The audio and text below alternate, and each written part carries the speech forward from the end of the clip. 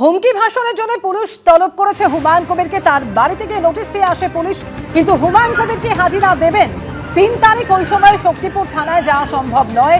4 তারিখ নির্দিষ্ট সময় যাব রেজিনগর থানায়। উস্কানি হুমকির মামলায় তলব নিয়ে এমনই জানালেন হুমায়ুন কবির। অপরাধের ইন্টেনশনালি আমাকে দুটো থানায় দুটো মোটো কেস করা হয়েছে। শক্তিপুর থানা যেটা 3 তারিখে, যেটা 11:30টার সময় হাজিরা দিতে বলেছে।